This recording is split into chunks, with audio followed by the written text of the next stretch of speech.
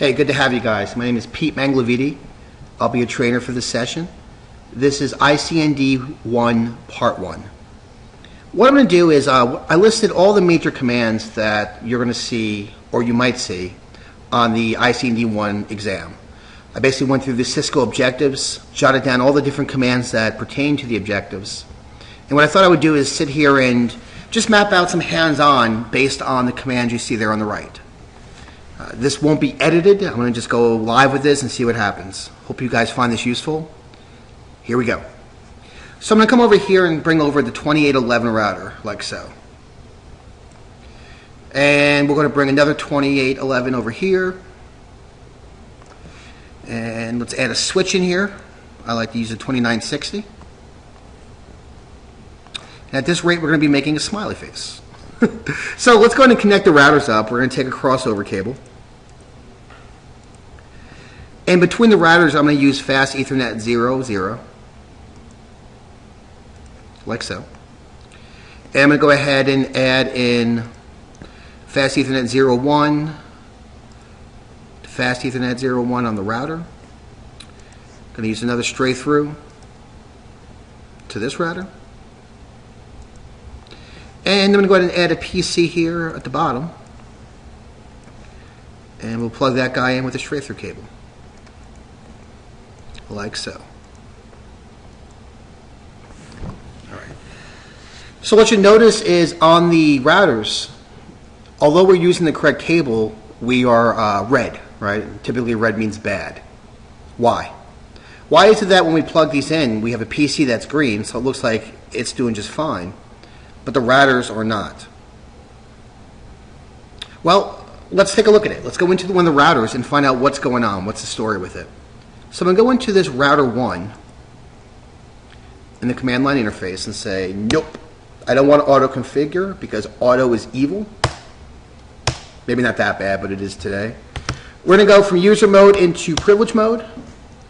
And from this privilege mode, I can run one of my favorite commands, which is show IP interface brief, to find out what the story is. And we can tell right here that both interfaces, fast Ethernet 00 and 01, are down. So let's go ahead and add some IP addressing in and see what happens. So I'm going to come over here and start labeling these things. So over here on fast Ethernet 00, let's make this the 192.168.2 network. Now we could have took a class C and just subnetted it, but I'm going to just make this a little bit more straightforward for us. Oops. 2.2. We're going to come over here on the interface that goes from the router 2 to the switch, and we'll make this the 192.168.3.1. Over on the left side, we're going to make that router interface 192.168. We'll make that 1.1.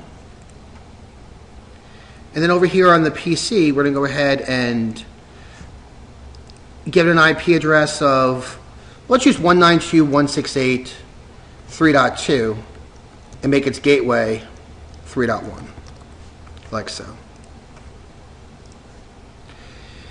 All right, so still red, of course, because we haven't actually configured the routers yet. So let's go in and set it up. So I'm going to come into router 1, and then an interface. It'd be nice if I go to global configuration mode first. Yes. We're going to go to global, can't spell, global configuration mode, and interface, fast Ethernet 0/1. So now that we're in the interface, let's give it the IP address we assigned in this diagram. I'm going to type in IP address 192.168.1.1. And notice it told me invalid command. So what am I missing? You bet. I need the subnet mask. So I'm going to go ahead and do 255.255, do 255.0 or /24, hit enter. And remember, in order to bring that guy up, we have to go ahead and say no shutdown. And what you'll notice here is not only is my interface up, but my line protocol is up. So again, the interface is OSI layer 1, which is physical, And the line protocol represents OSI layer 2, the data link, which is MAC addressing, right? It's layer 2 ARP activity and so forth. So you notice here that on my router I'm green and on my switch I'm amber right now, which is great. Let's go into interface fast Ethernet 00 and give it an IP address, 192.168.2.1, and of course to get the subnet mask. And let's turn this guy on. Okay. And notice here that my interface is up, but it doesn't look like my line protocol came up, did it? So let's verify that. We're going to go ahead and do a do show IP interface brief. Remember, the do command allows me to run a show command when I'm not in privilege mode.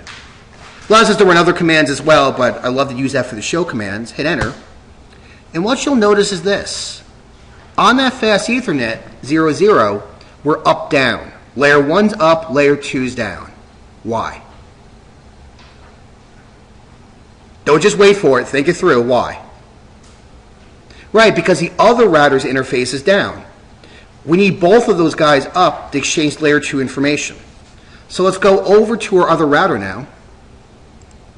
And we're going to configure fast Ethernet 00. No auto configure. Get out of my face. We're going to go into global configuration mode. I have too much fun doing this. Interface fast Ethernet 00. Give it the IP address of 192.168.2.2. Throw that /24 in there, and now the magic begins. Enter. Bam, look at that. Physical is up, line protocol is up. We can prove that by doing a do show IP interface brief. And you'll see that we are now up on this side. Going back to router 1, notice there it says line protocol is now changed to up. Do show IP interface, not up, do show IP interface brief. And we are now up on this side. Let's finish our configuration here on the right by going into interface fast Ethernet 0/1. And we're going to give it an IP address of 192.168.3.1. Let's bring this guy up with no shutdown. And bam. Lots of green going on. That's a good thing for us.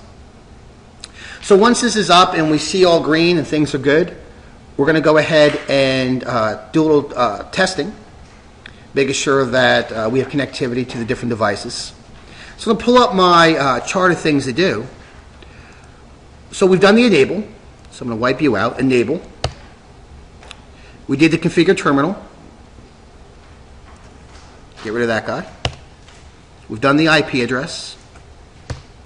No shutdown. Show IP interface brief. Interface fast Ethernet. You guys saw the do command. Okay. So let's go back to the beginning here. Notice you saw the exit, kick me out. I can do enable to get to privilege mode and disable to get back. So we get rid of disable. Got rid of the end. And I get into, again, we go back into privilege mode here with enable. Global configuration mode, which means I'm globally setting settings on this device. It's not per interface, it's for the whole enchilada. If I want to kick back to privilege mode, one way I can do that is just hit Control Z. And knows we're back in privilege mode. Let me see how I'm doing on the recording so far. Okay, so get rid of that guy. What I'm going to do is I'm going to come back to this PC here and I'm going to do an IP config. And let's try pinging our default gateway, 192.168.3.1. And notice we got a reply. Now, can we ping the far side? Can we ping 192.168.2.2? We can. Now, what if I remove the default gateway? So we're going to come in here, and you see I have a default gateway of 3.1. We're going to remove that and see what happens. Does that change anything? So again, we're going to ping our default gateway. And notice that works fine. And then we're going to ping 192.168.2.2 and hit enter. And notice it now fails. So even though it's on the same device, if I don't have a default gateway defined, I'm not able to hit the other side, the other interface. That might be important to you for the exam. So Control-C to stop it. So I'm going to go back into one of my routers here, router 1. If I want to see what's in my running configuration, I do a show running config. You see things like the host name, the router. Scroll down, you see where I set the IP address information. Right? Line VTY04 deals with Telnet or SSH. If I want to go ahead and keep this configuration and be able to save it for later, so to speak, in case it gets rebooted or something, I can simply do a copy what's in my running configuration in RAM and send it to NVRAM, which, if it's rebooted, will be saved into what's called the startup configuration. Hit enter. Now, you don't type yes here. That's a mistake people make. Notice that's in brackets, meaning that when I hit enter, that's what it's called. Bam. So notice there that I now have it saved to my startup configuration. So when I do a reload, as pound signs are decompressing. When we first did this, you notice it came up with an, do you want to configure this device? So let's see what happens now. Notice all these states go up, and I'm in. If I do a show running configuration, you'll see that it was in fact copied. Now, you might be saying, well, can I just do a write command or write mem? You can.